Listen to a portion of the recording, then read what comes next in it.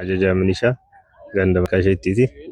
Tooftaa loltummaa tooftaa hariiraa tooftaa hundaa fudhannee karaa jiru hundaanuu uummata keenya tajaajiluuf qophoofneerra jechuudha. Qophaa'ummaan keenya baay'ee onnee nutti toleera.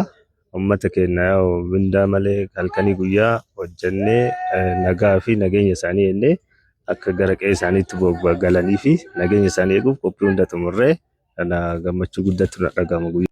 Safiyaa Turaa jedhama. Ganda Majaa Qilxootaati. Leenjii haala gaariin leenjaa turre waan bareedu akka gara fuulduraatitti qophii qabna.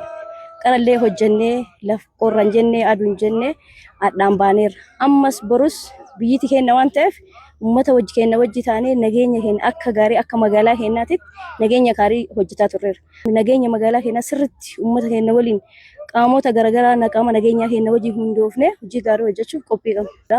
Eebbifamnee mana keenya gallee taa'uu duuntaan nageenya keenya kanaa ol akka dhabareenne kanatti nageenya bareedaa hojjennee magaalaa keenya bareechisuu qabna jedha.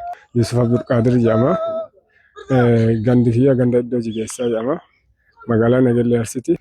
Kanaan durallee muuxannoo gaggaariin qabna. Leenjii halkan guyyaa oduu achiin duraan ta'in shaakala kophaa keenyaatitti akka gandootaatitti addatti hin qabna. Akka naannaa keenyaa hunda magaalaa keenyaatitti leenjii kana agarsiisuuf waan hundaafuu nageenya naannoo keenyaa kabajisiisuuf addas borus qophii qabna.